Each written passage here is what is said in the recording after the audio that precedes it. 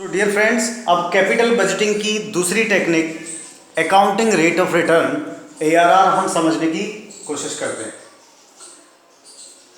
Accounting rate of return का जो formula है, क्योंकि यहाँ अकाउंटिंग प्रॉफिट जो बुक्स ऑफ अकाउंट्स के मुताबिक प्रॉफिट होता है प्रॉफिट एंड लॉस अकाउंट में, उसका इस्तेमाल हो रहा है, इसलिए हम इसको अकाउंटिंग रेट ऑफ रिटर्न भी कहते हैं। अकाउंटिंग रेट ऑफ रिटर्न कहने का मकसद या कारण सिर्फ यही है क्योंकि यहाँ अकाउंटिंग टर्मिनोलॉजी के मुताबिक जो प्रॉफिट होता है उसका इस्तेमाल हो रहा है। तो फॉर्मूला कह रहा है, फॉर्मूला में हमें चाहिए average accounting profit. Accounting profits किसी प्रोजेक्ट के डिफरेंट ईयर्स के लिए हम फाइंड आउट करेंगे और उनका एवरेज हमें निकालना होगा। अकाउंटिंग प्रॉफिट क्या होता है, या बुक्स ऑफ अकाउंट्स में प्रॉफिट जो होता है उसको हम कैसे कैलकुलेट करते हैं? रेवेन्यू माइनस एक्सप्लिसिट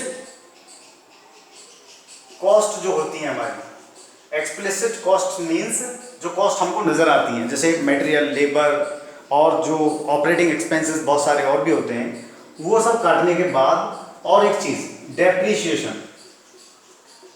डेप्रीशिएशन का मतलब है कि कोई मशीन जब हम लाते हैं तो साल के शुरू में 1 लाख रुपए की, उसकी साल के एंड में वैल्यू बुक्स ऑफ अकाउंट्स में बैलेंस शीट में 1 लाख नहीं हम दिखाते, बल्कि 10% 15% का डेप्रीशिएशन काटने के बाद 10% का अगर काटते हैं तो 90,000 रुपये की मशीन हम उसे साल के अंत में दिखाएंगे, 1 लाख की नहीं।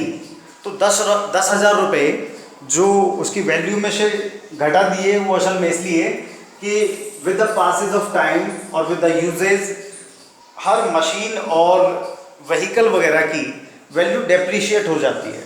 तो वो डेप्रीशिएशन हमें प्लांट के केस में यहाँ कंसिडरेशन में लेना है, वो काटना है। उसके बाद जो बचेगा वो हमारा अकाउंटिंग प्रॉफिट होगा।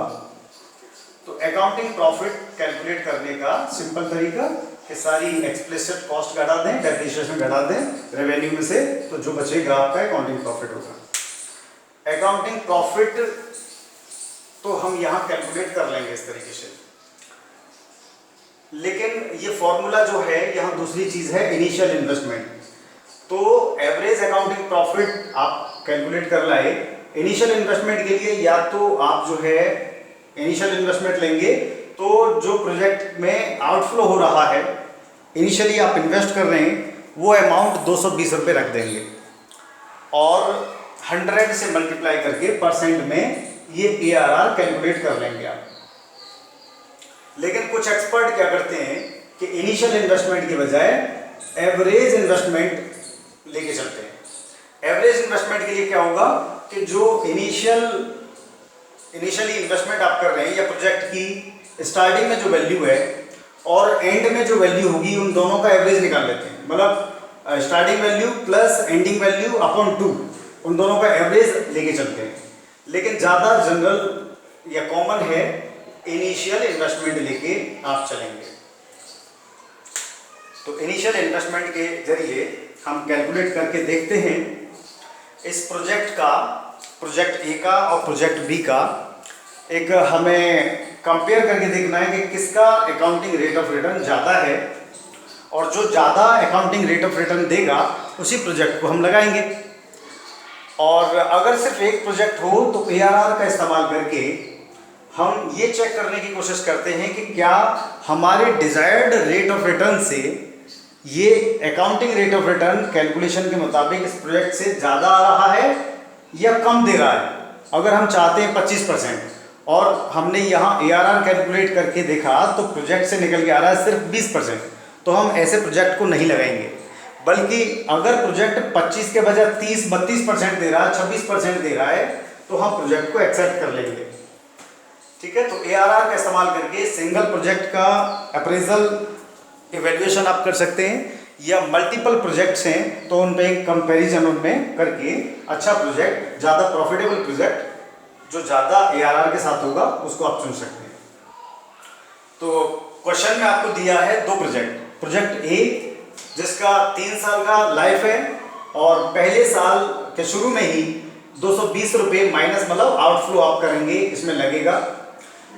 पहले साल के एंड में आपको 91 रुपीज़ आएगा इनफ्लो के रूप में, दूसरे साल में 130 रुपीज़ आएगा, तीसरे साल में 105 रुपये आएगा, 105। लेकिन तीसरे साल में एक चीज़ और, सेल्वेज वैल्यू और आपको मिलेगी 10 रुपये की। मतलब ये प्रोजेक्ट 220 रुपये जिसमें लग रहे हैं, सिर्फ 10 रुपये का कबाड़ में या स्क्रैप वैल्यू के रूप में बिकेगा 3 साल बाद यूज होने के बाद। तो इसकी 220 में से 10 रुपये बच रही है वैल्यू, मतलब 210 रुपये डेप्रीशिएशन के रूप में ये प्रोजेक्ट के आपके कट जा रहे हैं, डेप्रीशिएशन। तो 210 रुपये 3 साल में पर ईयर, 3 से डिवाइड कर दें तो 70 रुपीज पर ईयर आपका डेप्रीशिएशन आपको बियर करना पड़ रहा है इस प्रोजेक्ट में। तो ऐसे करके आप इसकी अकाउंटिंग प्रॉफिट जो है तीनों साल के लिए निकालेंगे।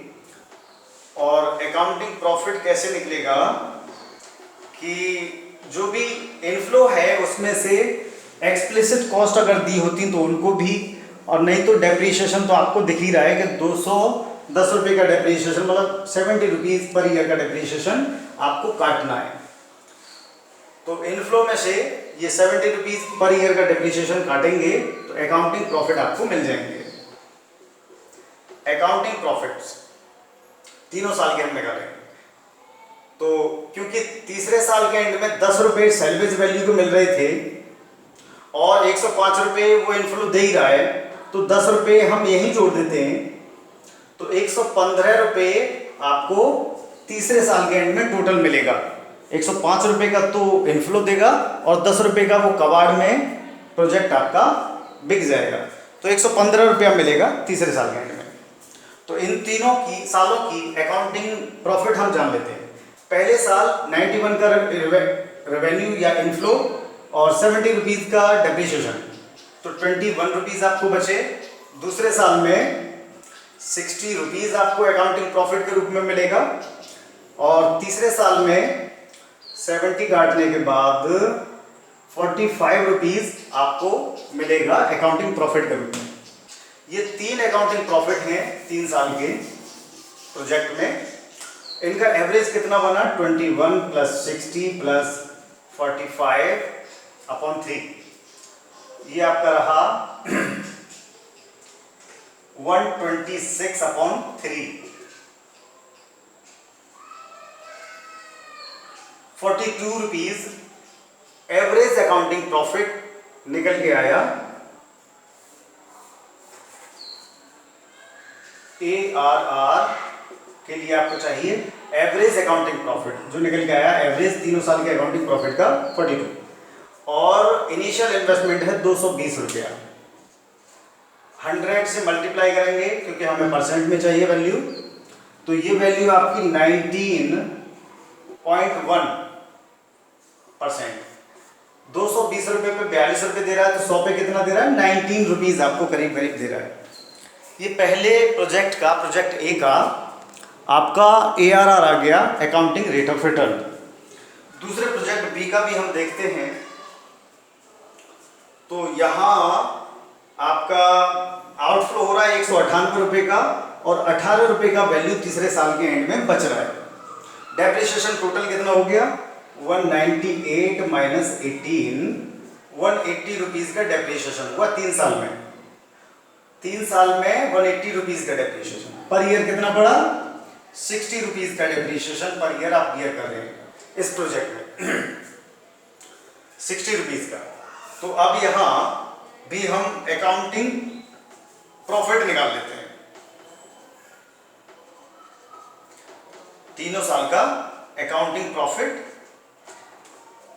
ये क्योंकि तीसरे साल के एंड में 84 तो आपको रेवेन्यू या इनफ्लो के रूप में दे ही रहा है, 18 रुपये स्क्रैप वैल्यू मिल रही है इस प्रोजेक्ट की, तो 18 यही जोड़ देंगे, 8 4 12,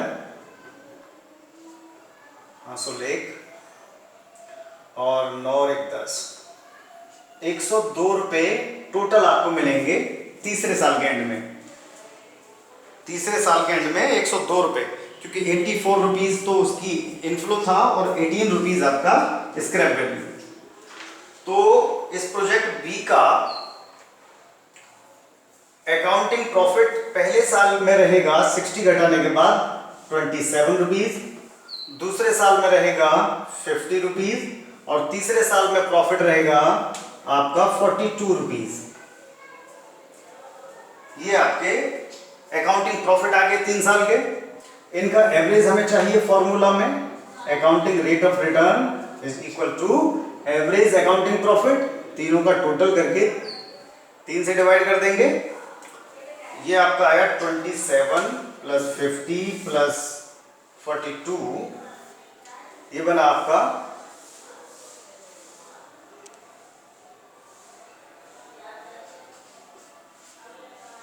119 रुपया और 3 साल का है, तो एवरेज आपका निकल के आएगा इसका 39.67 एवरेज निकल गया है। हमें यहाँ एवरेज ही चाहिए 39.67 और हमारा इनिशियल इन्वेस्टमेंट है वो 98 रुपीज का। 100 से मल्टीप्लाई कर देंगे क्योंकि वैल्यू हमें परसेंट में चाहिए, तो आपका आंसर आएगा इसका 20%। मतलब ये प्रोजेक्ट हमारा बी जो है इसका ARR है 20%, पहले वाले का प्रोजेक्ट का ARR है 19%। तो कौन सा प्रोजेक्ट लगाएं? Project B is obviously more profitable क्योंकि ये 19% दे रहा है और ये 20% दे रहा है, तो हमें प्रोजेक्ट बी लगाना चाहिए।